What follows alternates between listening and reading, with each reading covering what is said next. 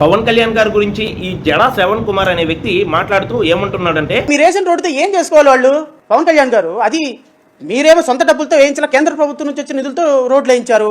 ఆ రోడ్డు వల్ల వాళ్ళకి ఎంతో ఉపయోగం ఉంది. నువ్వు కూడా వాళ్ళలాగా కొండగుట్టల మీద రాళ్ళగుట్టల మీద జీవితాంతం నడుచుకుంటా ఎల్లుంటే ఆ రోడ్డు యొక్క విలువేంటి, వాళ్ళకి ఆ రోడ్డుతో ఎంత ఉపయోగం ఉంది నీకు తెలిసేది. కానీ మందలా కాదు కదా, హాయిగా కారెక్తాం, సాఫీగా ఉన్న రోడ్డు మీద ప్రయాణం సాగించేస్తాం. మనకు అన్ని అందుబాటులో ఉన్నప్పుడు వాటి విలువ మనకు తెలియదు. ఇంకోటి ఏంటి, నీ డబ్బులు కాదు కదా, పైనుంచి వచ్చిన డబ్బులతోనే కదా నువ్వు వేసింది, ఎందుకంత హడావుడా? పైనుంచి వచ్చే డబ్బులైనా సరే వేసే అంత మనసు నాలో ఉన్నప్పుడే అది వాళ్ళకి చెందుతుంది.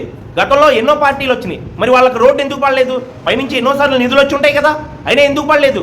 వేసే అంత మనసు ఎవరిలో ఉందో లేదో చూడాలి. ఒక ఉదాహరణ మాట్లాడుకుందాం. నా పుట్టినరోజు సందర్భంగా ఒక ఇద్దరికి డబ్బులు పంచి పెట్టాలనుకుంటాను, కానీ నేను బయటికి ఇంకెక్కడికో వెళ్ళాలి కాబట్టి నాకు తెలిసిన వాళ్ళని పిలిచి, ఏమండి ఈ 1000 రూపాయలు బయట ఎవరన్నా అనాథ పిల్లలు ఉంటే వాళ్ళకి చెరో 500 చొప్పున పంచేయండి అంటాను. ఇప్పుడు నేను లేను కదా అని చెప్పి వాడు ఇష్టం వచ్చినట్టు ఖర్చు పెట్టుకుంటే అది వాళ్ళకి ఉపయోగపడదు. అలాగే నాకు తెలియదు. వాళ్ళు ఇచ్చే అంత మంచి మనసు ఉంటే ఆ పిల్లలకు ఉపయోగపడిద్ది, లేకపోతే ఎలా?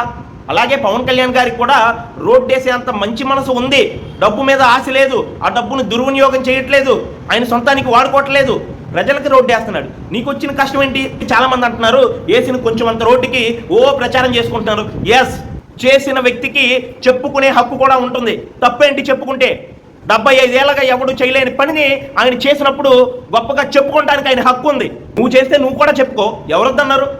మీరెవరు చేయలేకపోయారు, చెప్పుకోలేకపోయారు. ఎప్పుడు చేయలేని పనిని నేను చేసి చూపించానని దమ్ముగా చెప్తున్నాడు. దాంట్లో తప్పేంటి?